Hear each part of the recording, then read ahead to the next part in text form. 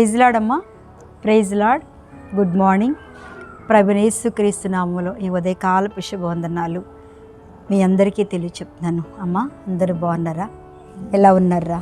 మీ అందరూ మనందరము బాగుండాలని ప్రతిరోజు మనము ప్రార్థన చేసుకుంటున్నాం. మన ప్రార్థన దేవుడు విని ఆయన అద్భుతమైన రీతిలో మనందరినీ కూడా ఈ రీతిగా కాపాడుతూ మనలను అన్నిట్లో నుంచి తప్పిస్తూ శోధన, శ్రమ, బాధ, వేదనలో నుంచి తప్పిస్తున్న ఆ దేవదేవునికి మహిమ కలుగునుగాక.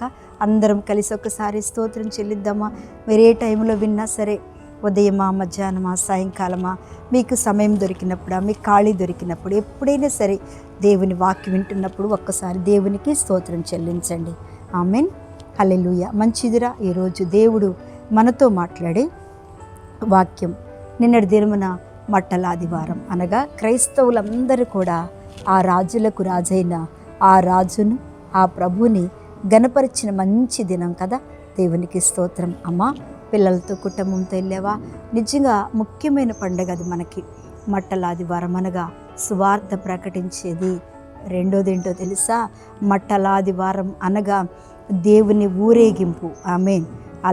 దేవుని స్తోత్రం. ఊరేగించడం అంటే వాళ్ళందరూ కలిసంట ప్రభువైన యేసుని ఆ ఖర్జూరపు మట్టలు పట్టుకొని ఏం చేస్తున్నారంటే, రాజులకు చిన్న పిల్లలు, తర్వాత శిష్యులు, తర్వాత శ్రమల నుంచి వచ్చిన వారు అందరూ కూడా దేవుణ్ణి స్తుతించే మంచి పండుగ. అందరూ మట్టల ఆదివారం ఎక్కువ పట్టించుకోరు, ఈస్టర్ ఎక్కువ పట్టించుకుంటారు, గుడ్ ఫ్రైడే ఎక్కువ పట్టించుకుంటారు. కానీ గుడ్ ఫ్రైడే కంటే ముందు జరిగిన అభిషేకపు ఆరాధన ఏంటంట? పట్టాభిషేక ఆరాధన.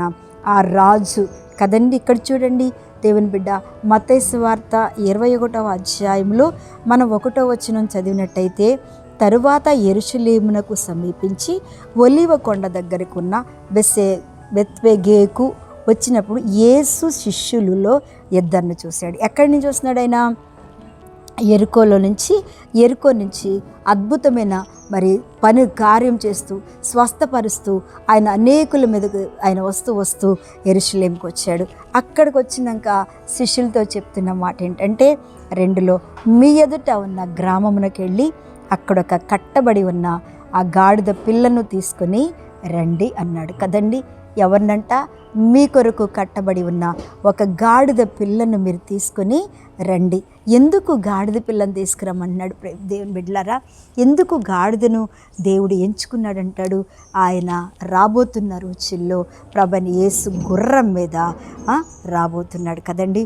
రాజులకు రాజుగా ప్రధాన బూర శబ్దంతో ప్రభువైన యేసు మన మధ్యలోకి వస్తాడు. ఎలా వస్తాడట? ఇదిగో నీ రాజు సాత్వికుడై గాడిదను, భారవాహిక పశువు పిల్లని, చిన్న గాడిదను ఎక్కి నీ యొద్దకు వచ్చుచున్నాడని సియోను కుమార్తెతో చెప్పడి. దేవుడు ఎంత అద్భుతమైన దేవుడండి.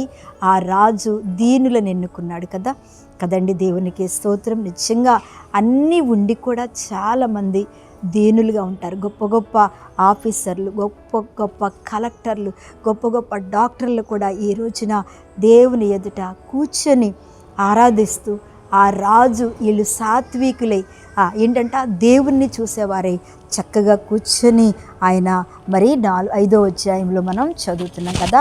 మన రాజు, దేవునికి స్తోత్రం, హల్లెలూయా. మన రాజుని ఏం చేస్తున్నారంట? పండుగ చేసుకుంటున్నారు కదండి. దేవుడు ఎంత చక్కటి పండుగ అంటే, ఇక్కడ 9వ అధ్యాయంలోకి వచ్చేసరికి చూడండి, 6లో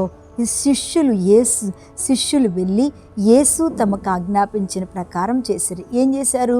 ఆ గాడిదను, దాని పిల్లను తోడుకొని వచ్చి వాటి మీద తమ బట్టలు వేయగా ఆయన బట్టల మీద కూర్చుండెను. దేవునికి స్తోత్రం. వాటి మీద వారి బట్టలు వేయగా. నిజంగా దేవుని బిడ్డలారా, మనకి దేవుడిచ్చిన మంచి వస్త్రాలంటే మహిమ వస్త్రాన్ని, రక్షణ వస్త్రాన్ని, స్వస్థత వస్త్రాన్ని, నమ్మకమైన వస్త్రాన్ని, కృతజ్ఞతతో కూడిన వస్త్రాన్ని మనం ఎన్నడూ మర్చిపోకుండా దేవునితోనే మనం నడుచుతూ ఆ రాజుని మనం స్తుతించుతున్నట్టయితే దేవుడు నిజంగా మన ఇంట్లో, నిజంగా మన జీవితంలో అద్భుతమైన కార్యాన్ని ప్రభువైన యేసు చేయబోతున్నాడు. దేవునికే మహిమ కలుగునుగాక. ఆమెన్, హల్లెలూయా అని చెప్తూ మళ్ళీ ఇక్కడ చూడండి, ఆయన 9 లాస్ట్లో చదువుతున్న దావీదు కుమారునికి జయము.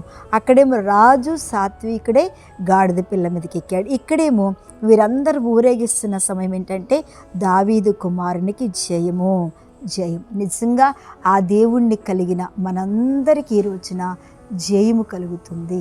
ఆమెను చెప్దామా? జయము కలుగునుగాక. దేవుని బిడ్డ, అపజేయాలనుకుంటున్నావా? అనుకోకు. తప్పకుండా నీ అపజయములో దేవుడు ఖచ్చితమైన జయమిస్తాడు. ఆ రాజు మన పక్షంలో దీనుడై ఉన్నాడు. నిజంగా నాకు ఏమీ లేదు, కానీ నేను దీనుడుగా నా కుటుంబము దీనత్వం కలిగి ఉందన్నవా? ఖచ్చితంగా నీ మీద నీవు దేవుని యొక్క ఆశీర్వాదము మహిమతో నీవు నింపబడబోతున్నావు అని చెప్తూ ఇక్కడ చూడండి, ప్రభు పేరట వచ్చేవాడు స్తుతింపబడునుగాక.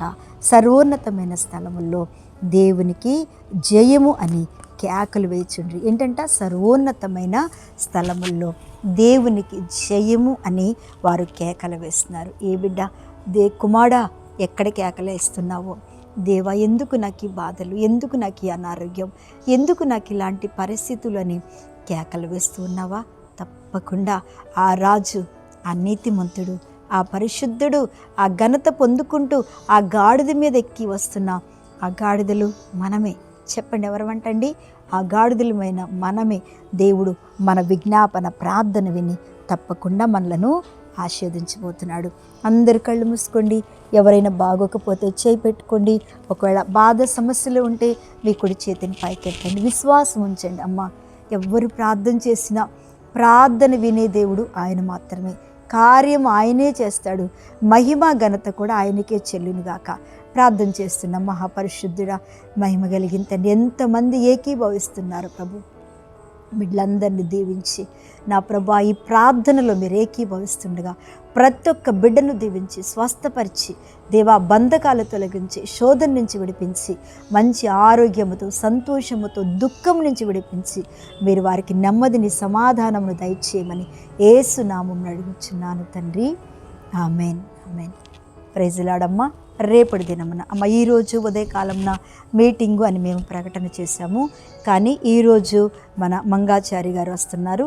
కానీ ఉదయకాలం కాదు, సాయంకాలము మన మందిరంలో ప్రార్థన కూడిక జరుగుతుంది. కాబట్టి రేపు ఈరోజు సాయంకాలము 6:30కి, రేపు ఉదయము 11 గంటలకి, రేపు మళ్ళీ సాయంకాలము మరి 6:30కి, ఈ 3 మీటింగ్స్ సమయాన్ని మీరు గమనించుకున్నట్టయితే మీరు మీ రక్త సంబంధులు ఈ ఉపవాస ప్రార్థనలో పాలు పొందాలనుకుంటున్న ప్రతి ఒక్కరూ వచ్చి ఈ మీటింగుల్లో పాలు పొందునుగాక. దేవుడు తప్పకుండా రండి, అద్భుతమైన విడుదల మీకు దేవుడు ఇస్తాడు. ఓకేనా? మంచిది. ఈరోజు జరిగినటువంటి ర్యాలీని కూడా మీరందరూ చూడండి. బెతస్తా ప్రార్థన మందిరం కొత్తగూడెం అని కొడితే అందరికి వస్తుంది. అందరికీ షేర్ చేయండి, లైక్ చేయండి. తప్పకుండా మనం ఎలాంటి సువార్తను ప్రకటించామో దానిని మీరు ప్రకటించాలని మనం చేస్తాం.